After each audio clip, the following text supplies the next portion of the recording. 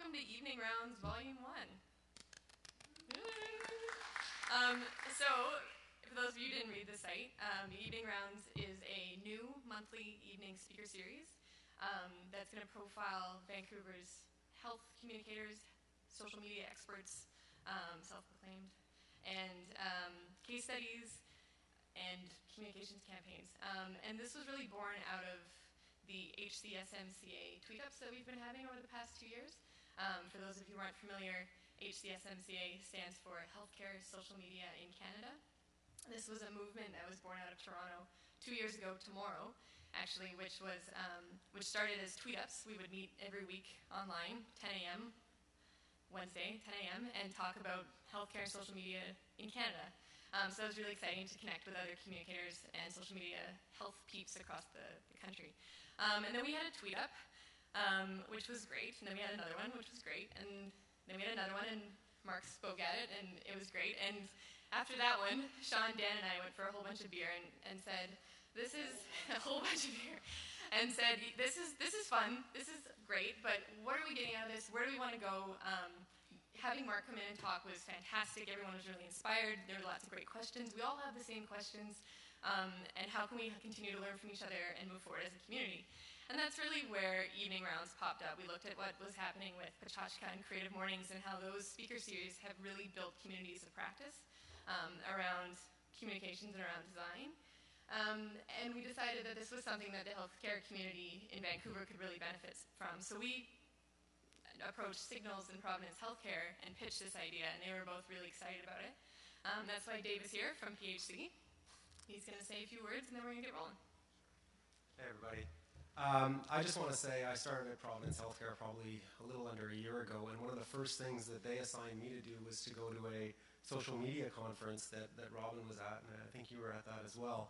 And it just goes to show you how much of an emphasis Providence is putting on social media and what an integral part it plays in healthcare these days. So I have to say I'm pretty excited that this is happening. Congratulations for bringing this together and for drinking all that beer.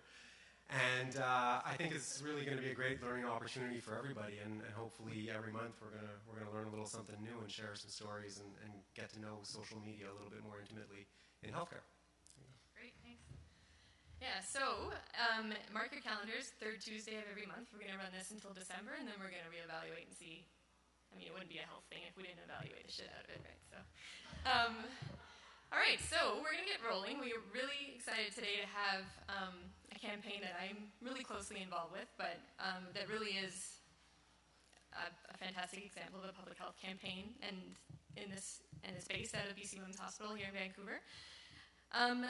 The talk is entitled, not reading my notes, Power to Push from the Conception to Birth of a Public Health Campaign. Quick abstract for you, BC's cesarean rate has been rising for decades, and more women than ever before are having surgical births, often unnecessary. In 2010, the BC Women's Hospital Cesarean Task Force launched the Power to Push campaign and Best Birth Clinic to help pregnant women avoid unnecessary and unwanted C-sections. To do this, they sought to empower women and their healthcare providers with information and tools to make informed choices and take control of their birthing experience. This presentation will provide a behind-the-scenes look at a successful public health campaign that uses design, knowledge translation, online technologies, social media to drive change in the healthcare sector in BC. All right, so I'm really excited to introduce your speakers. Oh, I'm not very good at slides. Thank you to our sponsors, Signals, Providence Healthcare, and W2 Community Arts. All right, really excited to introduce our speakers. Today we have Susan Pinkney from the Power to Push campaign and Best Birth Clinic. Susan began working with the Cesarean Task Force during their formation in 2008, and she's been centrally involved in the Best Birth Clinic and the campaign, acting as program coordinator and research manager throughout their creation and launch. She's recently returned from doing public health research work in Sierra Leone. Welcome back. And Robyn Sussel. Robyn has helped Canadian health research and science organizations clarify their messages and communicate with their audience to achieve measurable results since 2001. Before that, Robyn worked for 10 years as an in-house communicator for a national HIV clinical trials network where she connected community advocates with the HIV research community. Sorry to preface that. Robyn is the principal and head of academic and health communications at Signals Design. Anyway, thank you. Yay!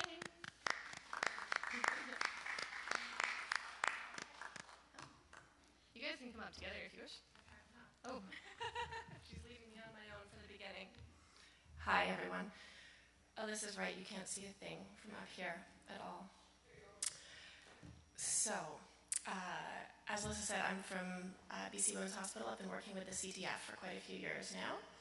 So what I will do here is a brief introduction about the message, which is really sort of the heart of this story, what the issue is and why we decided to do something about it, and then what it was that we needed and then turned to signals to help us with. So it is hard to see everyone, but I'm sure some of you out there are probably quite familiar with the issue of the rise in cesarean rates, which are happening nearly everywhere throughout the developed world or global north or whatever you want to term it. Some of you may have never given it a second thought and are communications experts. But what's been happening throughout a lot of countries is over the last few decades, the rate of women having surgical births has been growing incredibly, as you can see up there. In Canada, from 1997, we had a rate of nearly 19%, and then by 2010, it's grown to close to 30%, and BC in particular is higher than nearly the rest of Canada. We're at 31.8% in 2010, and that's the year for which there's the most recent data from CIHI, which is the Canadian Institute for Health Information. The only place in Canada that's currently higher is Newfoundland and Labrador, which is only 31.9, so we're neck and neck for the highest rate, and this is also the highest rate that Canada's ever seen. And that's echoed everywhere else. The US first started recording their cesarean rates in 1965, and that was 4.5% then. In 2007, they were up to 32.8%. The UK, same thing, 12% in 1990, 25% pretty much by 2009. There's some other countries that are really leaping ahead. By 1996, Brazil was at almost 37%, and the World Health Organization recently looked at China, where in 2008 they had hit 46% of all women giving birth by cesarean section. So this growth is happening in a lot of different places. And so then we turn to look at why it's happening like this. And this is a fancy word cloud that Alyssa made for me today. And when you look at that, what we tried to represent there was some of the perceived reasons why this might be happening, why women might be choosing cesarean sections. And often the perception is that it might be more convenient. Someone coined the term a few years ago, too posh to push, and that term hasn't died yet. Fears about what birth might do to your body, all of these different things. But the interesting thing is that research has shown that these aren't actually the reasons that the rates are growing so high. In Canada, and particularly in BC, cesarean on what's called cesarean on maternal demand for non-medical indication, which is basically a woman choosing to have a cesarean birth purely out of choice, not for a medically indicated reason, actually isn't a large part of the growth in the rates here. What tends to drive the rates here a little bit more, and this is a constellation of factors, there isn't one particular thing, but rising maternal age has a bit to do with it. And then there's rates of things like hypertension, obesity, diabetes. These all contribute to it, but what's interesting is that the rates of those driving factors, while they're increasing over time, the growth of the cesarean rate is increasing substantially faster. So the growth of the rate can't the growth of those contributing factors can't actually account for the entirety of the growth of the cesarean section rate. So what a lot of research has found is that, excuse me while I look at my notes here. Sort of some of the trends that happen that contribute to it is that both consumers of healthcare and providers of healthcare are becoming more comfortable with technology and are becoming more risk averse. And how that relates to cesareans is about the perceived risks of childbirth. And that often the perceived risk is that cesareans are safer and cesareans are less painful and easier. And this isn't actually always the truth. A high cesarean section rate is not necessarily okay for quite a few reasons. we're not at the hospital trying to say that cesarean births are inherently bad, because they're not necessarily. In some cases, cesareans can absolutely be life-saving procedures. But with a rate that this high, basically what happens, say you had 10,000 women. If you give one of them who needs it the most a cesarean section, you've absolutely prevented a bad outcome.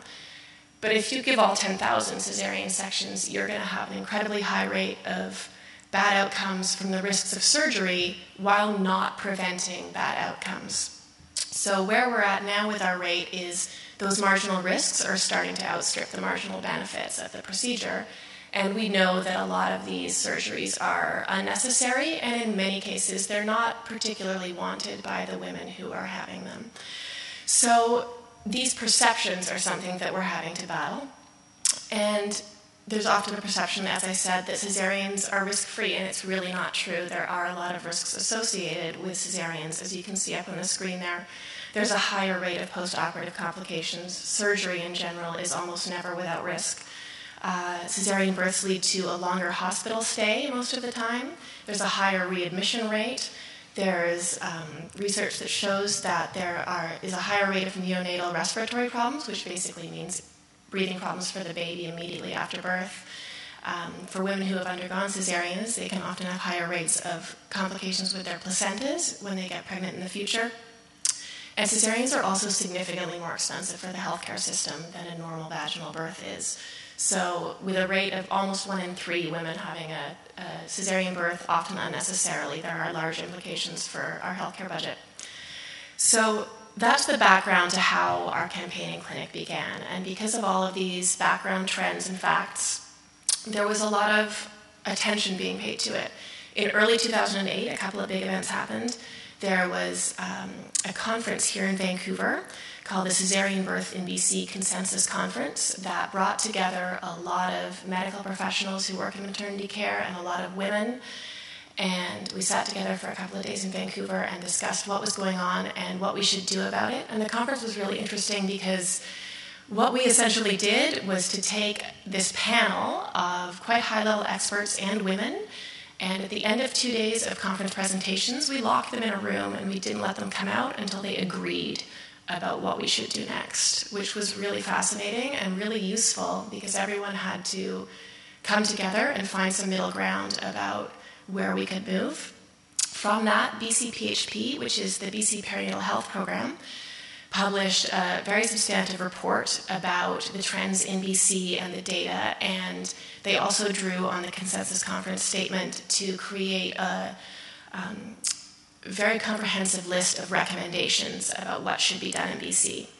So a few months after that report was released, BC Women's Hospital convened what's known as the BC Women's Caesarean Task Force, which is so called because our task was to directly address this rising caesarean rate at BC Women's Hospital. And we had a mandate from the Ministry of Health to figure out what to do about it, and we got funding to do something within the hospital system, which is obviously where the caesareans are taking place, to do something about it. And some of the main findings from the BC PHP report and the Consensus Conference was about the lack of information and women being not as informed as they could be, and therefore not being able to be active participants in their own care and making their own informed choices about what risks they are comfortable with and what they wanted to do for their births. So that's where we began. So after we came together and started discussing this, we went through all the research and all the recommendations and narrowed it down to what we decided we needed to do to address this. And we spent quite a long time looking for what you might call the low-hanging fruit, which would be the most efficient ways to make the biggest changes, basically. And so the ways in which we decided that we needed to do this was to have a hospital clinic that would be a consultation and procedure clinic for a certain group of women, and these are, I'll explain these more in a minute, but for VBAC and for breech and for women choosing elective cesarean section. And then we also wanted to obviously have a public information campaign to get up-to-date research, evidence-based information about birth choices out to women in the province. And then the third prong of our program was to review and improve hospital policies and procedures that directly impacted on what happened in the hospital. So from that, the clinic that we wanted to start, why we focused on what we focused on is for a particular reason. VBAC stands for vaginal birth after cesarean, and if you're trying to lower cesarean section rate, this is a really important place to start. The women this refers to is women who have had one previous or two previous or more cesarean births and have a choice in how to have their next baby. For a long time, there was a myth that if you've had one cesarean, all your subsequent births have to be cesareans, and it's completely untrue. But even to date, there's still some medical practitioners who aren't up to date on their research and think that's still the case. And so we wanted to really combat that myth and let women know that they have a choice and they have a right to stand up for that choice. And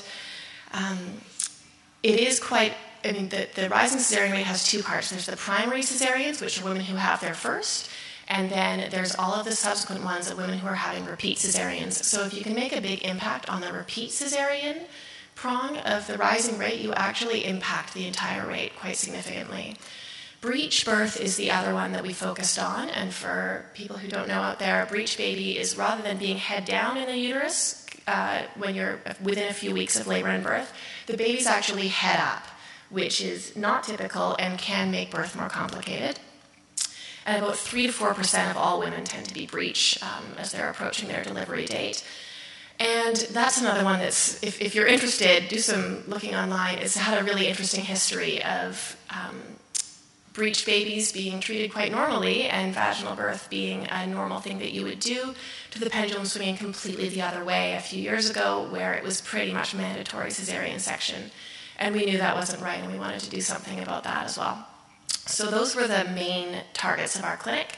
And then we also wanted to have a counseling service. We did have a counseling service that already existed at the hospital, but we wanted to expand it and make it better. And there was two parts to this as well. One was counseling for women who were thinking that they wanted to choose an elective cesarean section for no medical indication. And the reason that we wanted to have them in for counseling is just to make sure that they actually had accurate information about the benefits and risks of both sides of the choice. It's a completely unbiased clinic. We're not trying to convince anybody one way or the other. We just want to make sure that people actually have the right information. And then we've recently expanded this clinic to include counseling with a registered clinical counselor for women who have had a previous difficult birth experience, because we've found that there's actually not a lot of resources within the system for women who have experienced that. So that was one part of what we wanted to do. And the next part was the public information campaign.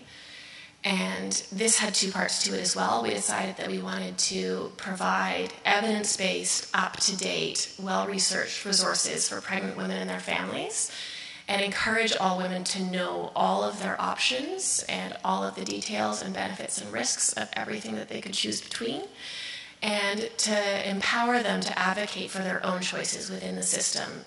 It can be a pretty overwhelming and intimidating system to a lot of people, and for a lot of women, sometimes it's hard to listen to what your medical professional is saying and think that maybe you want something different, but they're the expert. And we wanted to really let women know that it's important that they know what they prefer, and birth isn't something where you make your choice and you get it. There's a lot of unpredictable things that happen, but we wanted to empower women to be able to make the choices that they were able to. The other thing that we wanted to do was to offer research-based information to care providers in BC to help care providers support women in their choices.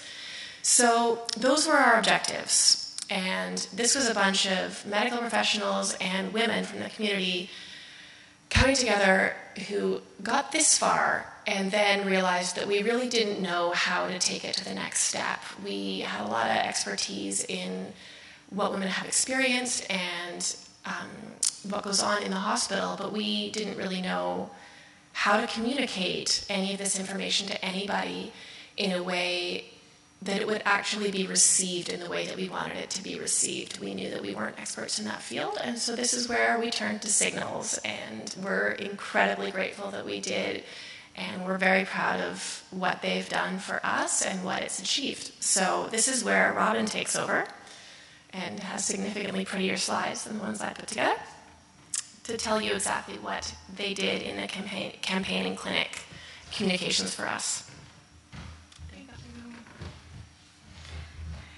Oh yeah, it's true.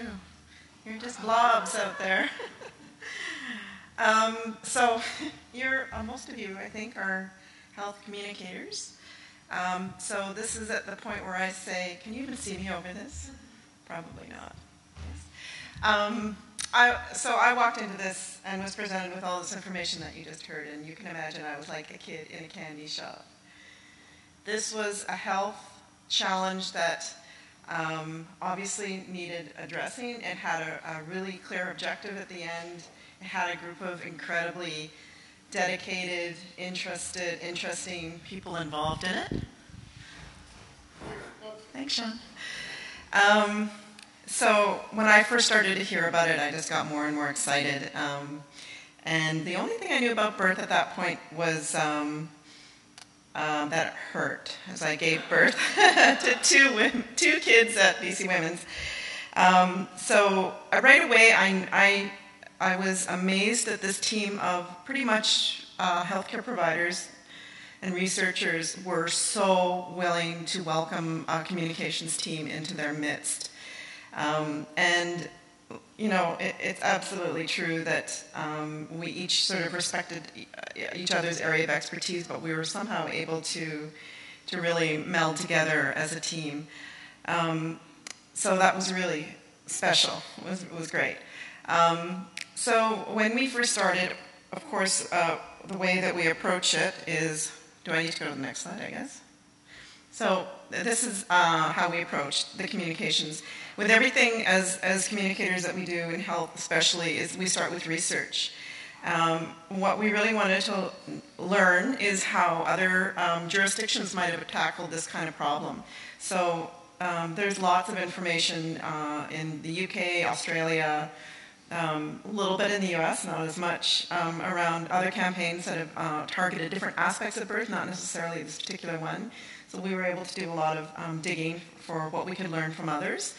And it was interesting because we also really wanted to delve into the mindset of our two audiences.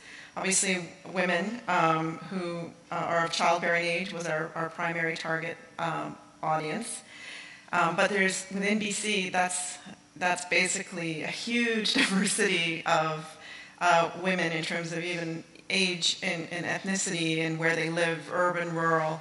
That's always, probably as communicators in the health area, it's always a challenge because there's, even within subsections, there's a lot of diversity. So I think the team at BC Women's was a little surprised that we asked for as many papers as they knew about that looked at the mindset of pregnant women as it relates to giving birth. And there's lots of data.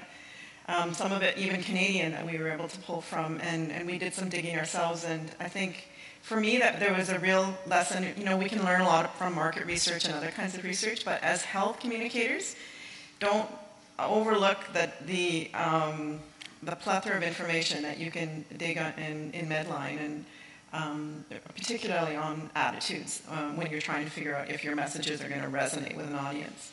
There was less, I guess, on health providers as they relate to attitudes, but certainly we had a lot to start with.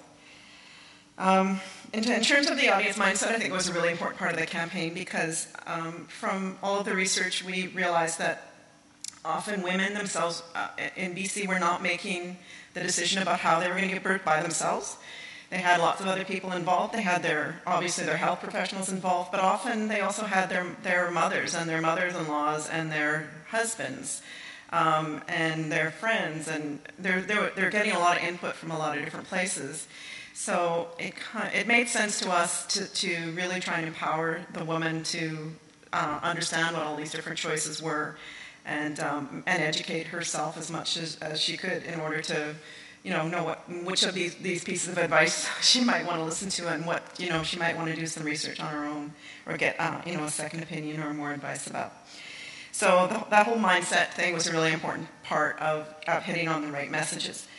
And then we did a discovery session, and this is something that we do with just about every project that we undertake. And a discovery session is when we bring as many people into one room from different parts of the issue. So in the case of this group, we had obstetricians, midwives, we had the task force itself, the people on the cesarean task force. We tried to get as much diversity as we could, women. And we had a half-day session where we facilitated, pretty much we locked them in a room for a second time. And this seems to be the theme of the campaign, is getting locked in a room. But basically, when we went into the room, beyond what we've been talking about, the messages, or the general themes, we didn't have anything beyond that. So it really was trying to come up with what was important to this group of people, what was important to the audiences, and how those two things could go together and to develop the messages. So from there, we developed the brand position, the campaign theme, and the key messages. So obviously, we're not giving anything away. The brand position was the tagline was "Know your options, take control." And that was really, those two ideas, know your options, take control, came directly out of the discovery session with the healthcare providers and the women themselves. It really crystallized in that process. The campaign theme, which I guess for every campaign you need a big idea, and in this case, the theme, this project was originally called the Cesarean Task Force Project.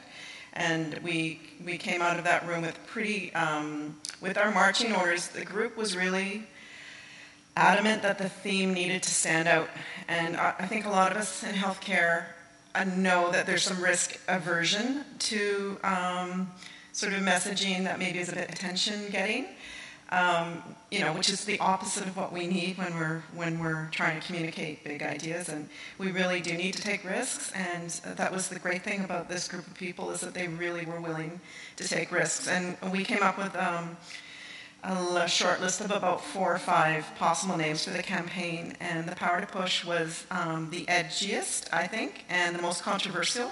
It wasn't unanimous at the end of the day. There were some people that felt that it was too strong, but everybody else felt that it needed to be that strong because, women, pregnant women in particular, have a lot of clutter in their lives with all of these messages. So I think that decision was probably at the heart of a really successful campaign. So from there,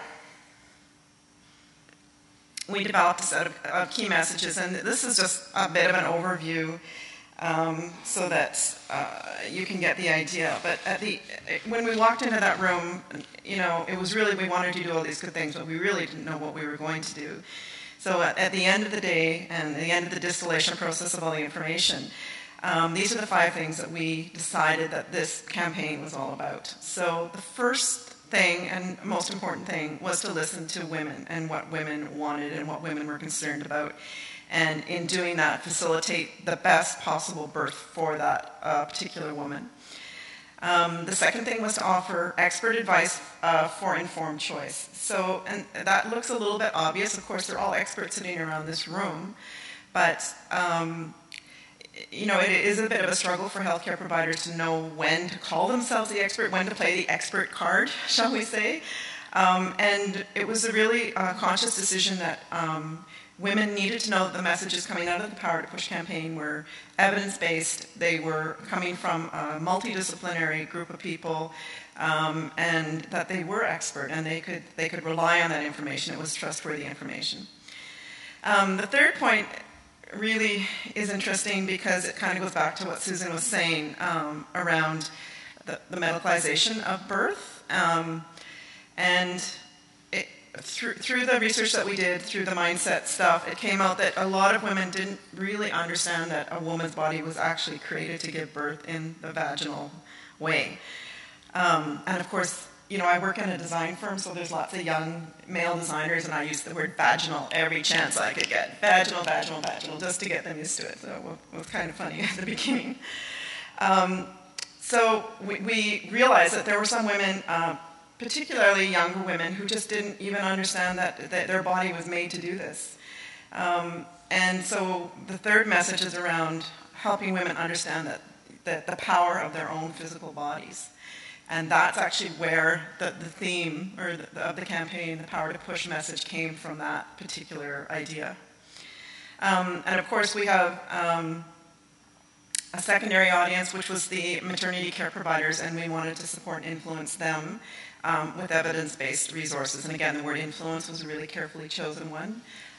We decided that influence using evidence was a good thing, and they weren't afraid to put that into their messaging. And then the final point was really around respect for multiple viewpoints, because around the table with so many different healthcare providers and individuals with different ideas, we all had to say that's part of our brand. We're going to be respectful of differences and diversity and of each other. I thought that was pretty amazing. So that was the message. I'm just going to read the elevator pitch to you because this is a really probably central tool that any communicator would use when promoting a campaign like this. So the Best Birth Clinic at BC Women's Hospital and the Power to Push campaign are trustworthy resources for pregnant women and their families in BC seeking to experience the best birth possible. We believe the Power to Push encompasses a woman's right to inform herself and her family, take control, and push for the safest and best birth possible. In addition, we offer evidence-based information and guidelines to maternity caregivers in BC so they will have the relevant tools to support every woman's childbirth choices. So I think that really, that was probably encapsulation of a month's worth of hard work and collaboration between a communications branding team and a healthcare provider team. And the interesting thing about this is that the Power to Push started as just the power of a body to push, but we realized, as we were working with the messaging, it was also related to the power to push for the best birth, so to advocate for yourself, and it was power to push for the most information or the best information. So the Power to Push became, sort of had multiple levels of meaning. So yeah, and of course, push out a baby. So when we created the brand, obviously we had a very specific audience. We made a strategic choice to, we did name the Best Birth Clinic, and that came out of the research and how people talked about that clinic. We made a strategic choice to brand them with the same mark and the same tagline so that we could draw a pretty direct link from the campaign to the clinic. And that's been, I think, a really good decision. In hindsight, it was definitely the best decision. But we also knew that we were communicating with the general population, and we needed some imagery and we needed to connect with women in a way that they could relate to the materials and not feel intimidated by them. And so you can see that this, we presented 3 or 4 concepts, and this was the one that everybody fell in love with. And from there, of course, we have to create collateral material, and we did posters and brochures and all of those kind of things. We also learned in the course of this campaign that, of course, there are women in BC who would need these resources in multiple languages, so we did that. And that's gone over really well. They're downloadable from the website, so... Yeah, and then we went from there to building out the campaign, and really the campaign itself is mainly an online campaign. And I'm just going to go through some of the pieces that we have. I'm not going to spend a lot of time on it because I'm a data nerd and Susan has data. So I'll just show you some pretty pictures for the most part. And we can, if you have questions later, Alyssa was managing this community for a year and a half, so she can answer a lot of questions too. So we created a website and social media platforms, and the intention with that was to create an online community. And with some social media campaigns, you wanted them to take a direct action, to do something immediately. And with this one, it was more about creating a support community around women, all with that idea of empowerment and education. And that actually worked out really, really well. Let's show the next one. So the central piece of it was the social media campaign. These were our objectives at the beginning. Of course, the overall objective of the whole campaign was to move the dial on C-section rates. And that's something we never lost sight of. And I think as when you're working in health communications, whether you're in a hospital setting or an agency setting, I feel really strongly that communicators need to stay really connected to the overall organizational goals. So that it's not just about storytelling and community, but it's also about moving the dial and paying our way, so to speak. And this is a really interesting community because there's a bit of a 9-month cycle, as you can imagine. So we did a lot of work to get women involved, and there's a lot of healthcare providers also who are not on the 9-month cycle, but we tend to get new members and people leaving sort of on that regular, and that's something that most other health communities wouldn't have to deal with. Our central platform is Facebook. We have 900 people, over 900 people involved. And that number's gone up steadily, although there has been those little fluctuations as people come and go. It's been built up to be the primary, as far as we know, birth community online in BC. And that's a testament to the messaging and also just the tactics of getting online. And this is an example some of the activity. One mom said, I had a natural home birth last week thanks to a successful ECV performed by you guys. And we reposted the story. And of course, other women and other health providers just get on board and really encourage those women. And pregnant women are also just reading along with this, see all this positive reinforcement. And it's just been an amazing thing to watch and to be part of. Twitter also plays a role. We developed a hashtag BirthBC, which didn't exist before, and now that is the most commonly used hashtag around birth issues in BC. This is a word cloud that Alyssa likes to make. But really, you can see how the hashtags are really standing out. Birth Genius is a US birth group. It's interesting to see what kind of things pop out at you. The BC Women's Foundation pops out, which is always a nice thing. Moms, new babies. It's just a really, really positive space if you have a chance to check it out. It just feels like a really nice group. Video has been really, really central to the campaign, and we knew we had video to work with before we even started because the BC Women's had done quite a few interviews with new moms and pregnant moms beforehand. We were able to leverage that by going to conferences that the Best Birth Clinic and the Cesarean Task Force held, and we did these really quick streeter videos that encapsulated some of what people were talking about at these conferences. So it just was a way to really generate traffic to the site and also educate women in little sound bites rather than having to hear or to stream a whole talk. So we've had a total of almost 15,000 views, and there's been tons of content. So that was an encapsulation of the campaign, and now we're going to get to the important stuff, which is, did we make a difference? But I'm really excited to come back up for this part. We started the clinic in September of 2010, so we're just at 2 years now. And we've obviously been tracking our outcomes as we went and looking at the rates of everything at the hospital as we went. But it's obviously important to let your numbers accumulate for a little while so that you're not reporting on, what might be artifacts. But you actually have some numbers that represent what the trend is really doing rather than individual cases. And so we're planning on releasing sort of our 2 years of outcomes this fall. We're beginning to put the numbers together. We're waiting for the detailed numbers to come at the end of September for a full 2 years, and then we'll be putting those into a report and releasing it this fall, which we're really excited about. But even more exciting is the next slide. Which we got from Decision Support at BC Women's Hospital, which is a fancy name for the people who, keep hold of the data and run the numbers for us and tell us what's going on. So we got this in an email about 2 weeks ago, and we haven't shared it with anyone outside the hospital yet, so you're the first people to see it. And this is what's happened. So you can see about the fourth sort of square along from the right is the fiscal year 2010-2011. So we started our clinic and campaign in about the middle of that.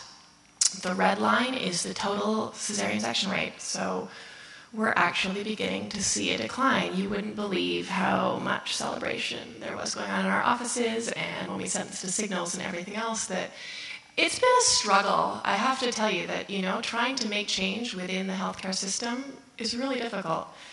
And it was incredibly gratifying to see that we might actually be beginning to make a difference.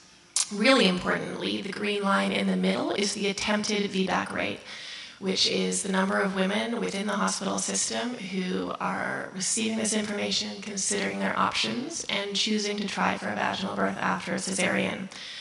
So, we hope this isn't a blip. We hope that those lines keep going in the same direction. But so far, it's looking pretty good. The blue line on the bottom is the primary cesarean section rate. So this is not repeat or VBAC or anything else. This is women who are coming into the hospital and end up with their first cesarean section, and that's beginning to decline as well, which means that there's other part of our campaigns that are working. So it's working. We do obviously have to keep in mind the difference between correlation and causation, but I think we can hopefully assume that we might be able to take at least a tiny bit of credit for the way the trends are going. And in terms of BC Women's Hospital, the annual overall C-section rate, again, third from the right on your screen is the fiscal year 2010-2011. We started in the middle of that when BC Women's cesarean section rate was at its highest point, and it has been declining since then. So it worked, or at least it's working, and hopefully will continue to keep moving the same way. So that's pretty much everything that we have to say.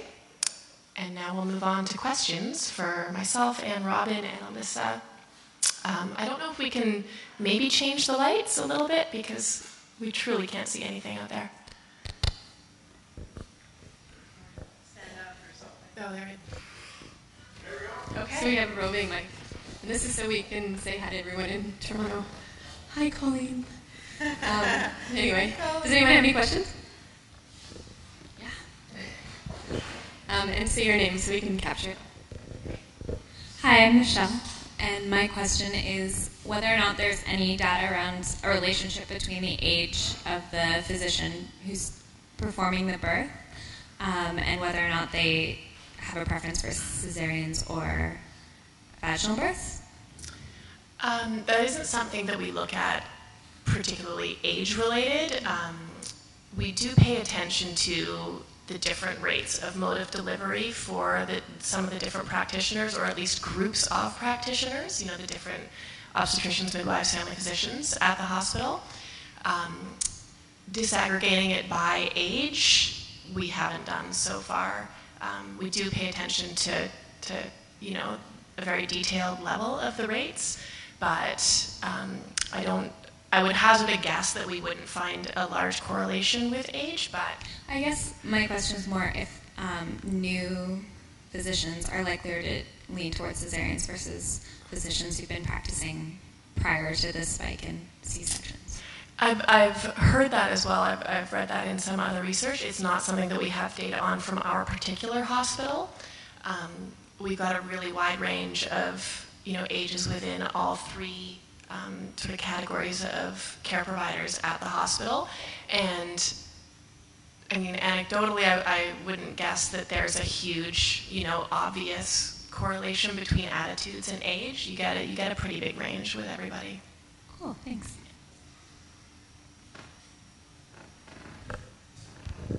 Yes. Anyone else? Yeah. Can you say your name? My name's Laurie Brandt. I worked with VBAC back in the 80s and 90s quite extensively, and we were doing really well with the high VBAC rate then, and it's really troubling to see what's happened over the years. I'm I have a lot of concerns, but one of them is when you said you locked the task force into a room, who were the women, or who was the woman who represented women who had cesareans? Over the entire sort of conception and beginning of this program, we tried to include as many women as possible, which we did right from the beginning with that cesarean birth in BC conference, through the formation of the task force and through our formative years, if you want to use that term. And what we tried to do was to include a lot of women, because there's an incredible variety of perspectives and viewpoints and experiences, and we wanted to make sure that we respected the experiences and perspectives of as many women as we could, and not have, you know, a couple of people sort of representing women as a whole. Because our campaign, while it has a specific goal of trying to lower the cesarean section rate, it's really important to us to be unbiased so that we can truly respect women's autonomy. There are a lot of women who, I mean, they make a huge range of choices, and it's important for us to not tell women what choices they should be making, but to give them the information to make the choices themselves.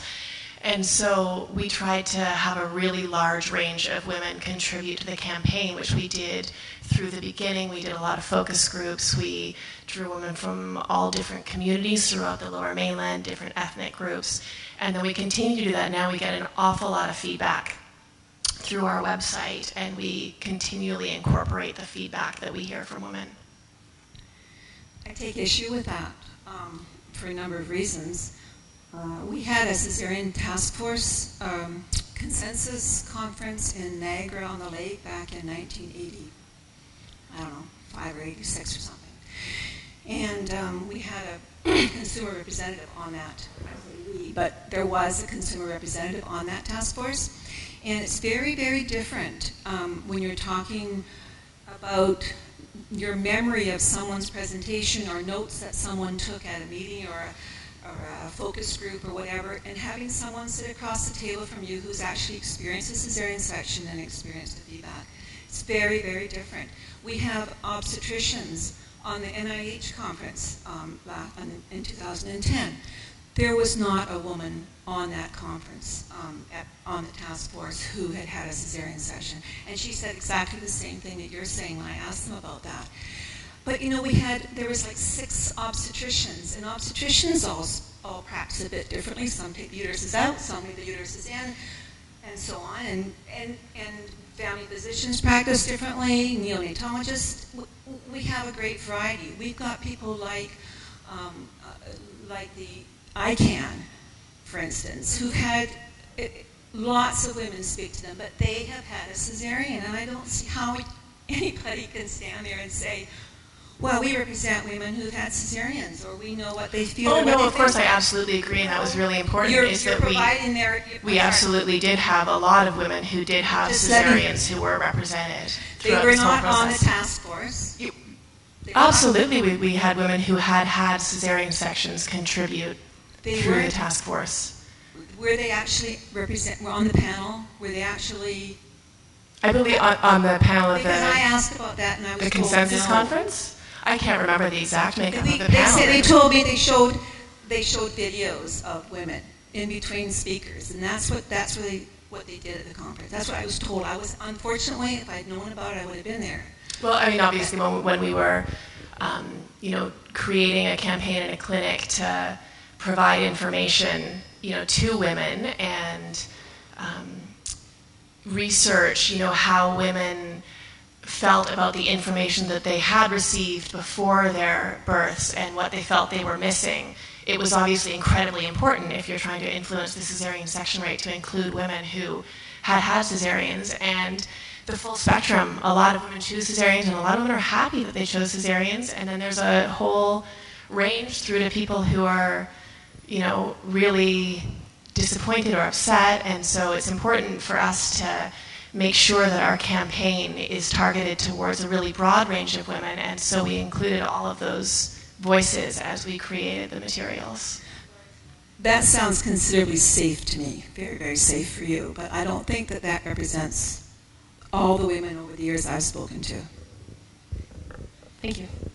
Is anyone else have any questions? Yeah, Mark. Hi, I'm Mark Gilbert from the BC Centre for Disease Control. So first off, congratulations on a great campaign. It's great to see a campaign like this in another PHSA agency because it helps to pave the way for those of us in other agencies, so thanks for that. Two questions. My first question, I'd be interested to know a little bit more about how you reached providers outside of sort of the children and women's community. I think you mentioned you had print resources. I'm just wondering how were you promoting the site to providers? How were you engaging them through the website? Was it through the same website? Was there another approach for that? Yeah, sure. There was only one website. The primary audience were women of childbearing age. There is a section on the website for health providers. And the social media campaign, in the outreach that we did, we were trying to attract practitioners. As you know, practitioners are not galloping toward social media, shall we say. So it was a bit of it was hard. Luckily, some birth providers are actually quite active on social media, and it was probably a good community to try and reach. So definitely Alyssa could probably give us better detail, but at least 25% of the people on our Facebook group, for example, are care providers. Nurses, midwives, I don't know if we have any obstetricians or not, maybe. But also the way that we reached out through those practitioners was through the BC Women's Hospital system. So all the physicians and midwives who have patients at the hospital, it was spread, sort of through traditional, I guess, more of those professional networks. That's great. The second question is related to, certainly, you mentioned sort of in closing about the challenges that you face, obviously with trying to make health system change, which I'm quite well aware of. And so I don't think I'm probably familiar with some of the challenges that you faced. I'm interested more to know if you have any sort of clear examples of levers for success, like things that you found were really influential in terms of moving the agenda forward within the healthcare system, of sort of seeing your sort of campaign come to fruition that helped you sort of overcome some of those challenges. Well, if I can speak to that a little bit. That's a really good question. Yeah, I think we were sort of somewhat lucky in our issue in that there was a lot of consensus about the need to do something about it. That certainly wasn't across the board, but I think that we kind of had passed the tipping point a little bit.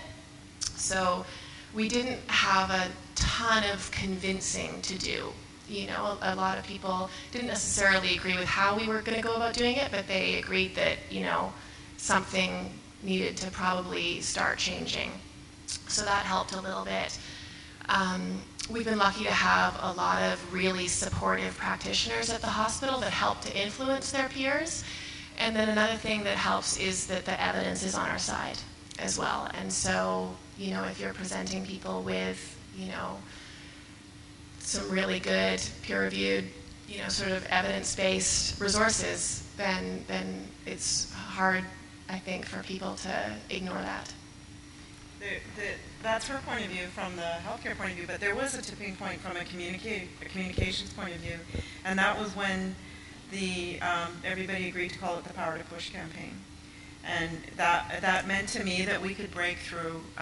For example, if we had called it the Best Birth campaign, that there's something about that just is not very attention-getting and a little bit easy to ignore. The play on too posh to push is, we were using triggers of a memory of the opposite of what we were trying to create. So I think it was really the leadership willing to take a bit of a risk on something from a communicator's perspective. That was, for me, that's when I knew we were on our way. It also did make a very big difference that we had very high-level support as well from the president of the hospital and that level and upwards, who really, I think, helped to influence the medical perspective towards it as well. Thanks. Any other questions? Use your name, please. My name is Gloria LeMay. Yes, congratulations on even getting into this, because it's such a mess. I don't know how you get up in the morning. one of the things that I would like to just ask about is this slide here. Is this BC Women's Hospital overall? Yes. Okay. And so will there be any published statistics about the Power to Push and the Cesarean Task Force Clinic? Like that specific clinic? About the Best Birth Clinic? Yeah. We anticipate that there will be some. I mean, we track sort of the proportion of patients who come through who have been a part of our clinic, that kind of thing. So we are anticipating having some fairly well detailed data to publish in our report. I can't, unfortunately, at the moment we don't have the numbers because we haven't started, sort of pulling that data out of the system yet. But yeah, in terms of sort of disaggregating the entirety of the hospital, I can't guarantee, but I'm hoping that we will. So how do you measure the success of the campaign specifically? Well, I mean, through the slides that you've just seen, our mandate as a group is to do something about the rate at the hospital as a whole. So as long as that's changing, that's, That's how you're measuring your campaign. At the moment it is. We haven't done sort of the full 2-year evaluation, but we also, I mean, we're all, quite involved in the everyday running of it. And from our campaign viewpoint, some of our measurements are, the perspectives and attitudes of, some of the care providers in the hospital. And so, there's sort of day-to-day tiny victories as well when we see whether or not people are changing their minds a little bit or being more supportive or things like that make a big difference to us as well, because we know that change isn't necessarily represented in the numbers, but it makes a really big difference for women who walk through the doors, for sure. All right. And then if you could just go, do you want to go back to the previous slide? I just wanted to say here that basically what the win is that we've now got a catastrophic C-section rate of almost 35% down to 30%, which is still higher than the Canadian average, 4% higher. Okay, good. So then if you would go back to the previous slide, I just wanted to clarify about the primary C-section rate. Like, is that number accurate? For BC Women's Hospital. For BC Women's, that it's in the 20% range for primary C-sections? Yeah, it looks about 19, perhaps, somewhere in there. I don't think that can be correct. Does that mean that the 30% rate is caused by the VBACs being unsuccessful? Yeah. It's all VBAC or secondary C-sections that are creating that 30% rate? And that's pretty much exactly why we made VBAC, one of the really intense focuses of our campaign, because of the way those numbers work, that if you can address VBAC successfully, you can have the biggest impact on the overall rate. I'm amazed. Okay, I'm just amazed at that number because I don't think provincially that's true. I think it's about 33% for the primary rate, and then the women that have VBACs actually bring it down. That's my understanding, but maybe I'm wrong. Well, as the VBAC rate obviously goes up, the repeat rate comes down, to bring the entirety of the rate down. I haven't seen the provincial numbers recently, so I'm not sure how they compare to BC Women's Hospital. Great, thanks. Any other questions?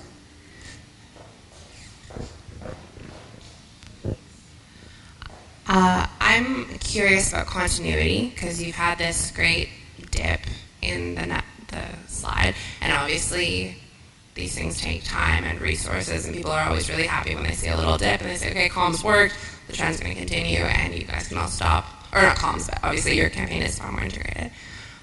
So how is that narrative evolving in the work that you're doing, and what do you sort of foresee in the coming stages? Are you going to scale up? Are you going to maintain? What's in the cards? That's a really good question, and it is something definitely that, it's a continuous struggle. It's not something where you can get to a certain point and then say, hey, we won, and now we can all do something else. So obviously there's going to be continuity, fingers crossed that we get to keep doing this. I think that hopefully some aspects of success begin to compound. One of the things that we found in our research is a lot of women reported that they were uncertain of their options because they didn't know anybody else who had chosen a particular way of going. You know, we had a lot of women who had wondered if maybe VBAC was a choice, but they didn't know anybody else who had even tried it. You know, all their friends had just opted for C-sections, and they didn't know anyone. So hopefully as that grows, you know, women will talk to each other and become more aware of the fact that it is a possibility, and a lot of women are experiencing success, and that might amplify a little bit. Another place where, you know, continued growth is necessary and where we, you know, plan to keep pushing is in practitioner attitudes within the hospital, and also across the province and everywhere else. And luckily, if we do continue to see success, that can be incredibly influential. That, you know, if it's working for a reason, and that can really help to get people on board. Sure. Quickly, we have time for one more after, so Dan. And Robyn, I think you commented about how you're sort of operating on a 9-month cycle. And I'm wondering if you see that as an advantage in a campaign like this, or a disadvantage, or can you speak to what that offers you and kind of takes away? It's a little bit hard to know because it's such a unique situation. I would say that it probably hampers us in that we're not able to build continuity of people who have been through it. Like, I think it would be amazing if we have a lot of people supporting each other, but if, for example, a woman had a breech birth, say an ECB where you turn the baby around, and she had a birth, and then there was another woman on the web, on Facebook, 6 months later, who would be able to learn from the experience of that woman. And we get a little bit of that, but I would have wished for a lot more. But of course, what happens when you have a baby, right? Facebook, what Facebook, So I think from that point of view, it was probably a disadvantage. But, every health campaign has, there are some kind of limitations. There are, a population that isn't particularly healthy, or those kind of things. So as health communicators, those are all the kind of things we have to roll with. And I was going to, maybe just following up on that, I realize there's a natural cycle to your audience, right? But maybe you can speak from like just a campaign perspective, how long can a branded campaign like this, grant funding aside, you're always going to need to find more sources of funding, but Robyn, what's your perspective on like how long can something like this remain effective? How long can the message power to push, stay active and keep driving these numbers down? That's a really good question, and we're dealing with that right now with another campaign that we are doing called the Start with High campaign, which is around people with developmental disabilities and trying to get people to be more inclusive. And we launched that campaign about 3 years ago, and the client came back to us last year and said, I want a new campaign. And we looked at the metrics, we looked at the numbers, and we thought, we're targeting the general population. A lot of people have heard about it, but a whole lot of people haven't. And we really want to expand on, something that they know about rather than switch gears. So my own feeling, through this process, like this is all new to health communicators in a lot of ways, especially the online component, because we're able to reach so many more people in such a different way in their homes, on their laptops, that kind of thing. So my feeling is that a campaign like this has a lot of legs, but you do need to refresh it. You need to infuse it with face-to-face meetings. We had the opportunity to do a couple of tweetups. The hospital has forums and discussion. So I really think the challenge, once you get it up and running, is to keep it fresh and to keep it infused. No matter, if you've got the kernel of a good idea at the beginning, then it should, in my opinion, hold up for longer than you would think, just because, for people to really have it all sink in, it takes longer than all of us would like.